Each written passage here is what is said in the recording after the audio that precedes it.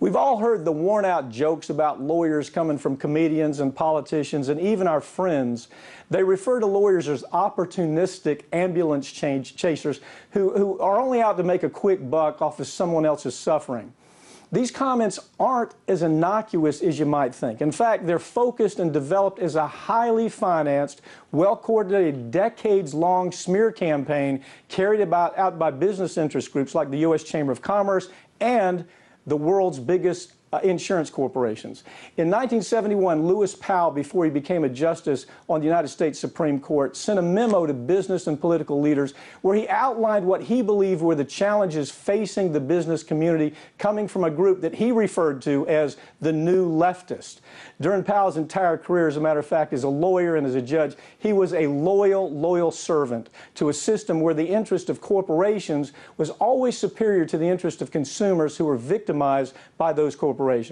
In this memo, Powell suggested that business groups, specifically the U.S. Chamber of Commerce, needed to come forward with direct campaigns in the media and by lobbying politicians to paint anti-corporatist groups like trial lawyers and consumer groups as enemies of democracy who were only out to serve themselves. By the 1980s, the campaign was well underway, and the U.S. Chamber of Commerce and the insurance industry was leading the charge to discredit and dehumanize and vilify trial lawyers because they were the only ones holding corporations accountable when they killed or crippled American consumers with defective products. And sadly, the public was willing to buy into those lies. The Chamber of Commerce created a new department that they called the Institute for Legal Reform. This group was created to be the attack dog of big business and Republicans, and their only job was to go after trial lawyers for two reasons. The first reason was because businesses didn't want to pay for their crimes. And the second is because at the time, trial lawyers were the largest donor group for the Democratic Party, a trend that's only ended once Citizens United allowed Wall Street bankers to buy the loyalty of the Democrats. Once the Chamber and their allies in the political world smeared the image of trial lawyers as a whole, they began to target specific attorneys and law firms. In a report issued by the Institute for Legal Reform in October of 2013, the group specifically listed law firms and individual lawyers who they believed posed the biggest threats to the profits of big business. The attacks from corporate interest groups and politicians took a sinister turn.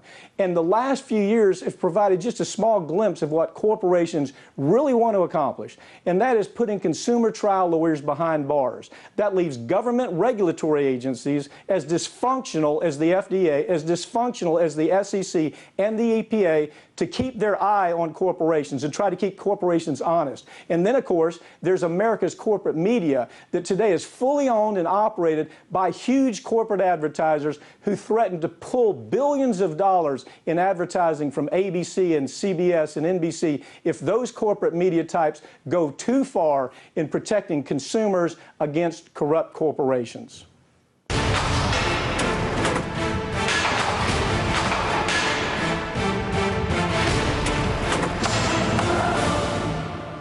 My guest tonight understands the attacks on trial lawyers better than anyone. He was targeted for prosecution for filing claims against oil giant BP after the Deepwater Horizon disaster. Thankfully, he was acquitted by a jury of all 66 accounts brought against him by the federal government. And throughout the course of his trial, in which he represented himself, he proved that he was actually a victim of fraud himself. Joining me now to talk about this is attorney Michael Watts. Michael, take us right to the beginning of the story. What were you doing that made BP so angry where the federal government actually sided up with BP along with the U.S. Chamber of Commerce in this fight? Well, Mike, I think it's interesting that in the largest environmental disaster in American history, an oil spill that lasted 85 days and killed 11 good men, the United States Department of Justice did not succeed in convicting a single individual within BP for the crimes that led to that catastrophe. What it did do is it set up, in conjunction with BP, a fraud task force where average citizens were hauled before courts all throughout the Gulf of Mexico and accused of submitting fraudulent claims against BP. Unfortunately, as part of that effort, our law firm got swept up in the middle of it. Within 2 weeks of the time that the trial was supposed to begin. So the timing was very suspicious. Yeah, well, it was well planned. There's no question. BP, the ugly thing about this is that the U.S. government got so close to the wishes of BP. It became like a lapdog for BP in many ways. What did BP do to try to stop you from doing your job? How extensive was it even before you went to trial? Well, where do I start, right? You know, the bottom line is that about 360 different lawyers working together were putting together the evidence against BP, and the fraud allocution trial, where the judge was going to decide who was responsible for what percentage of the fault and who was liable for punitive damages. That trial was supposed to begin on February the 25th of 2013, and much to my shock, 17 days before, 2 of my offices were raided by the United States Secret Service. There was a assistant United States prosecutor from the Southern District of Mississippi who traveled to Texas to oversee the raids. I was in Miami at an American Association of Justice winter convention and found out about it through frantic phone calls, frantic texts. We didn't know what was happening. What I knew is that I was one of the primary lawyers that was supposed to take on BP in what was the trial of the century, supposed to start 17 days later, and all of a sudden my offices got raided. So it was a surprise, to say the least. Well, Michael, I can tell you, let me say this for you. You were regarded as the most effective, one of the most effective trial lawyers on the team that was supposed to be trying the case against BP. You had taken the key depositions, you had hammered BP, you showed their criminal conduct, you showed 100 different ways that the feds should have thrown these corporate thugs in prison. Deposition after deposition, you showed that. And now, so I have a hard time believing this was just a coincidence that all of a sudden BP talks the federal government into prosecuting you. Let me get to the good part of this story. You took them on, and you said, okay, you want a story, let me try my own case in front of you in trial. You tried the case in Mississippi. What were the results? Well, the results were as I predicted. We didn't do anything wrong. We knew it from the start. It was a completely specious prosecution. What the motives were, it's hard to even fathom that a United States attorney would try to wreck a law firm and 140 people that worked there with the scant evidence that they had. It helped that we didn't do it, but I felt like that I was uniquely situated to defend myself, so I could talk to the jury every day about what was happening and extol the virtue of what mass tort lawyers like you and I do on a daily basis. And I think that helped, get the jury behind what was going on in terms of what the goals were. And this case against BP was a righteous lawsuit. One thing you did is you rocked the world of a federal prosecutor who routinely had set up for corporations versus trial lawyers. You weren't the first one. This was not the first time a corporation talked the government into going after a trial lawyer. You rocked this guy's world. I think he quit right after the case. Tell me about it.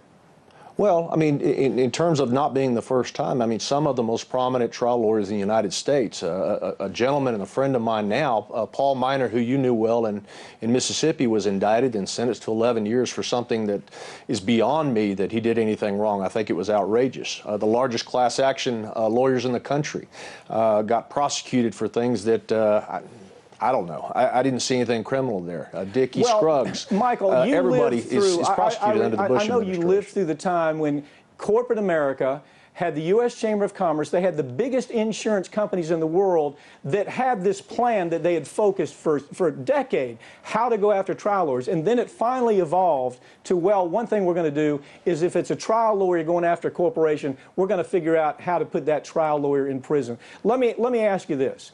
Out of this, if you were to give us your ideas about what needs to be reformed, I mean immediately, what do we need to do to change this scam type of prosecution that's been taking place in the last 10 years?